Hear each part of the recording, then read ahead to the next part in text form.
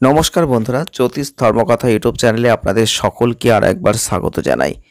সকলকে স্বাগত জানিয়ে আজকের এই ভিডিওটি নিয়ে এলাম, কারণ আপনারা অনেকেই জানেন সামনেই কিন্তু মঙ্গল গোচর করবে 28শে জুলাই 2025। মঙ্গল তার রাশিগত পরিবর্তন করবে, আর এর ফলেই অবশ্যই 5 রাশির জাতক বা জাতিকাদের জীবনে কিন্তু অর্থপ্রাপ্তি ঘটবে।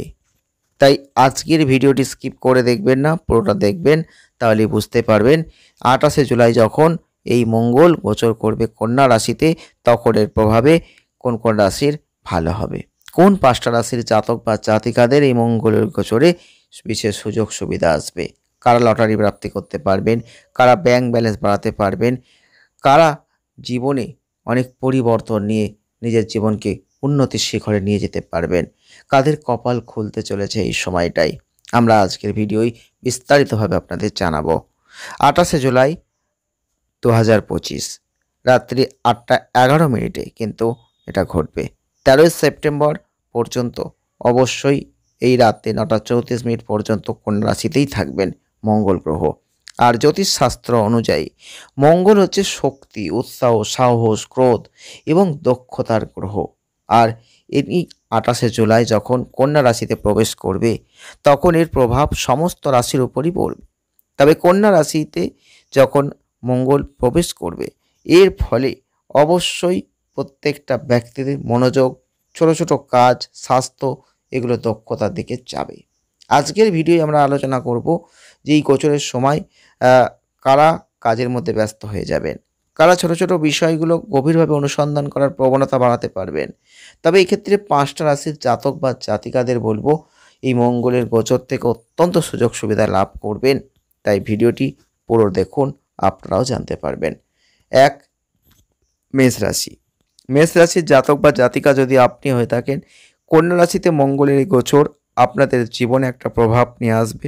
আর মঙ্গলের এই কারণে মেষ রাশির জাতক বা জাতিকারা সাহস বাড়বে, বীরত্ব বাড়বে। এই সময় আপনাকে শত্রু, ঋণ এবং রোগ জয় করতে সাহায্য করবে। যে কোনো প্রতিযোগিতায় আপনি সাফল্য পেয়ে যাবেন। তবে স্বাস্থ্যের প্রতি সতর্ক থাকবেন।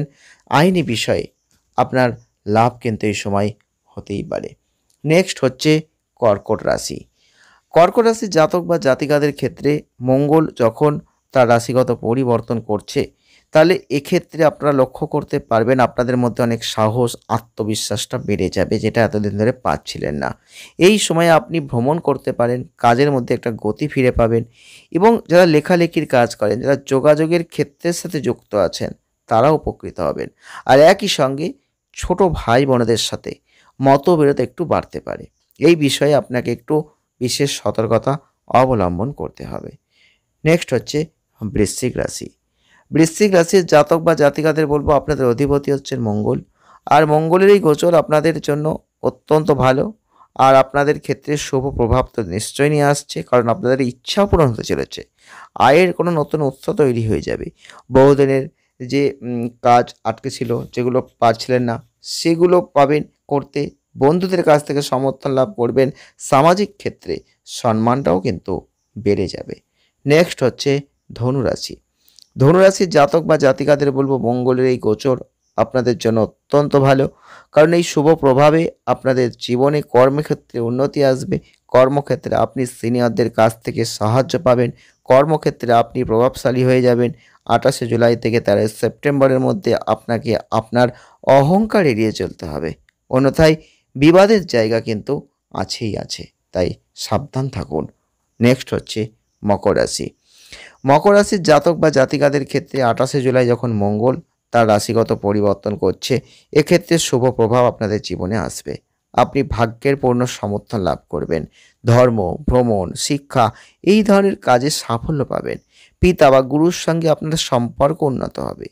জুলাই থেকে সেপ্টেম্বরের মধ্যে আধ্যাত্মিকতার প্রতি আপনাদের আগ্রহটা বেড়ে যাবে।